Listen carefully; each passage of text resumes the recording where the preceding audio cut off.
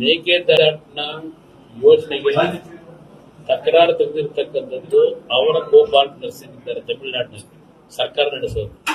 ಇವತ್ತು ಅವರು ತಕರಾರು ಅರ್ಜಿ ಹಾಕೊಂಡು ಕೂತಿರೋರು. ಈಗ ಸರ್ಕಾರ ಹೇಳುತ್ತೆ ಸುಪ್ರೀಂ ಕೋರ್ಟ್ ನಮ್ಮ ಪರವಾಗಿ ತೀರ್ಮಾನ ಕೊಡ್ಬಿಟ್ಟವ್ರೆ, ಕೇಂದ್ರ ಸರ್ಕಾರದ ನಮ್ಗೆ ಪರ್ಮಿಷನ್ ಕೊಡಿಸ್ಬಿಡ್ಲಿ ಮಂತ್ರಿಗಳು ಕೇಂದ್ರದಲ್ಲಿ ಇರೋರು ಅಂತ ಹೇಳ್ತಾರೆ. ಸುಪ್ರೀಂ ಕೋರ್ಟ್ ಏನ್ ತೀರ್ಪು ಕೊಟ್ಟವ್ರೆ?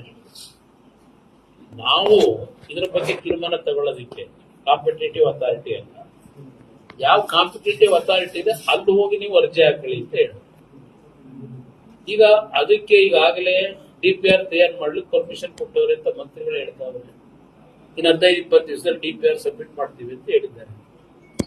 ಅಲ್ಲಿರ್ತಕ್ಕಂಥ ಅಥಾರಿಟಿ ಅವರು ಸಕಾರಾತ್ಮಕ ಸ್ಪಂದಿಸ್ತಾ ಇದ್ದಾರೆ ಅಂತ ಇವರೇ ಹೇಳಿಕೆ ಕೊಡ್ತಾವ್ರೆ. ಪ್ರೋಸೆಸ್ ಆಗ್ಬೇಕಲ್ಲ, ನೋಡೋಣ ಅದೇನ್ ಮಾಡ್ತಾರೆ. ಆದ್ರೆ ಒಂದೇ ಹೇಳ್ತೀನಿ, ಇವರು ಯಾವ ಒಂದು ಸರ್ಕಾರ ಆಗ್ಬೇಕು ಅಂತ ಹೇಳಿ ತಮಿಳುನಾಡಿನಲ್ಲಿ ಭಯಂಕರವಾದ ಚುನಾವಣಾ ಪ್ರಚಾರಗಳೇ ನಡೆಸ್ಕೊಂಡ್ರು. ಬಹಳ ದೊಡ್ಡ ಮಟ್ಟದಲ್ಲಿ ಅವ್ರ ಹತ್ರ ಕೂತ್ ಮಾತಾಡಿ ಕೋರ್ಟ್ ಹೋಗ್ಬೇಡ್ರಪ್ಪ, ಕೂತ್ ಸಾಲ್ವ್ ಮಾಡ್ಕೊಂಡು ಅಂತ ಕೇಳ್ಕೋಬೇಕಲ್ಲ ಹೋಗಿ. ಅದ್ರ ಬಗ್ಗೆ ಚರ್ಚೆ ಆಗಿದ್ರೆ ನಾನು ಇವತ್ತು ನೋಡ್ಲೇ